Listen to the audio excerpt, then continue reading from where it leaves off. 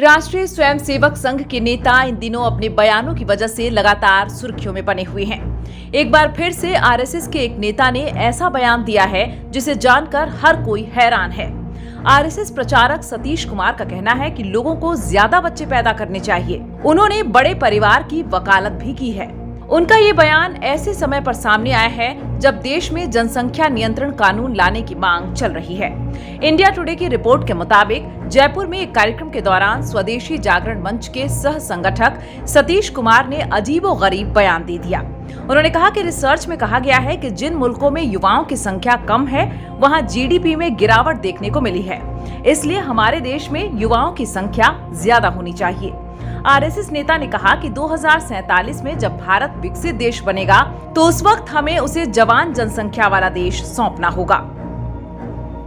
सतीश कुमार ने कहा कि परिवार छोटा नहीं बल्कि बड़ा और सुखी होना चाहिए। मैं इस बात की वकालत नहीं कर रहा हूं कि 5-6 बच्चे पैदा किया जाए,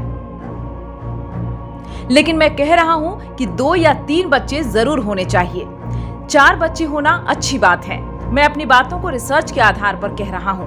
उन्होंने बताया कि स्वदेशी संस्थान ने 4 बच्चों को लेकर कई देशों में स्टडी की है। रिसर्च में पता चला कि जहां युवा कम होते हैं वहां की जीडीपी भी कम हो जाती है। आरएसएस नेता ने कहा कि 2047 तक देश में युवाओं की संख्या ज्यादा से ज्यादा होनी चाहिए। 2047 में हम सबसे बड़ी अर्थव्यवस्था बनने वाले हैं, इसलिए हमें युवाओं की संख्या भी बढ़ानी होगी। उन्होंने कहा कि जनसंख्या पर स्वदेशी संस्थान के जरिए 2 बड़े रिसर्च किए गए हैं, जहां ये बात निकलकर सामने आई है कि युवाओं की संख्या देश में अधिक होनी चाहिए।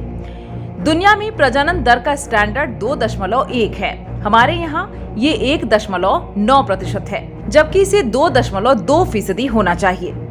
सतीश कुमार ने आगे कहा कि हम 2047 में विकसित भारत बनने वाले हैं। तब तक हमें बुढ़ों का देश नहीं बनना है। हमारी जनसंख्या युवा होनी चाहिए। हमें 2047 तक जवान जनसंख्या को देश को सौंपना होगा।